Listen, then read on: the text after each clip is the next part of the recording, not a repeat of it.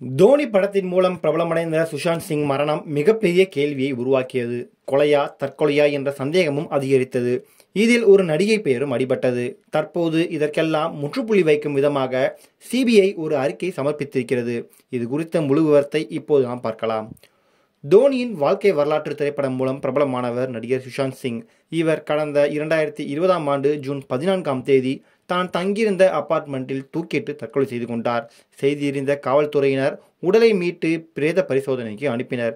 மேலும் சிபிஐ இது குறித்து வழக்கு பதிவு செய்து விசாரணை நடத்தினர்.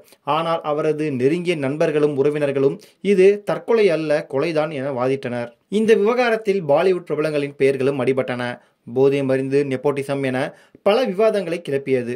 இருப்பினும் அவரது மரணம் இன்று வரை மர்மமாக நீடித்து வருகிறது. ஹிந்தி சினிமா உலகை ஆட்டி படைத்துக் கொண்டிருக்கும் கான் மற்றும் கபூர் குடும்பங்கள் தான் காரணம் என சொல்லப்பட்டது. எந்த பின்புலம் இல்லாமல் வளர்ந்து வந்த ஒரு இளைஞனின் வளர்ச்சியை தடுத்து நிறுத்தியதால் தான் இந்த மரணம் என்று கூறப்பட்டது. இந்நிலையில் சுஷாந்த் சிங்கின் பிரேதத்தை உடற்கூராய்வு செய்த ரூப்குமார் ஷா என்பவர் சுஷாந்த் சிங்கின் மரணம் தற்கொலை அல்ல, கொலை என கூறி பரபரப்பை ஏற்படுத்தினார். இது குறித்த செய்தி நாளொரு வண்ணம் வேறு வேறு விதமாக உருவெடுத்தது. இதன் பின்னர் அவரது காதலி என்று கூறப்பட்ட ரியா சக்கரவர்த்தியிடம் சிபிஐ விசாரணை தொடங்கியது. சுஷாந்த் சிங்கின் தந்தை மற்றும் பலருமே ரியா மீது பழி சுமத்தினர். ரியா சக்கரவர்த்தி சுஷாந்தின் நண்பர் சித்தார்த், அவரது சமையல்காரர் நீரஜ் மற்றும் திபேஷ் சவாந்த் ஆகியோரிடமிருந்து சிபிஐ வாக்குமூலம் பெற்றது. சுஷாந்த் கொலை செய்யப்பட்டார் என்பதை அறிய ஒரு வல்லுநர் குழு நியமிக்கப்பட்டது. இந்த குழுவிற்கு எய்ம்ஸ் மருத்துவமனையின் தடயவியல் துறை தலைவர் மருத்துவர் சுதீர் குப்தா தலைமை தாங்கினார். ரியா சக்கரவர்த்தி சுஷாந்தின் வங்கி கணக்கில் இருந்து ரூபாய் 15 கோடி தனது கணக்கிற்கு மாற்றிக்கொண்டதாக சுஷாந்தின் குடும்பத்தினர் குற்றம் சாட்டினர். ஆனால் ரியாவின் மேலாளர் மற்றும் முன்னாள் வீட்டு மேலாளர் ஆகியோரும் விசாரிக்கப்பட்டனர். 1 மாத கால விசாரணைக்கு பிறகு ரியா சுஷாந்திடமிருந்து பணம் கையாளல் செய்ததாக எந்த ஆதாரமும் இல்லை என்று அமலாக்கத்துறை தெரிவித்தது. பின்னர் ரியாவின் செல்போனை சோதனை செய்தபோது போதைப்பொருள் தொடர்பான தகவல் பரிமாற்றம் நடந்திருப்பதைக் கண்டு சிபிஐ அதிர்ச்சி அடைந்தது.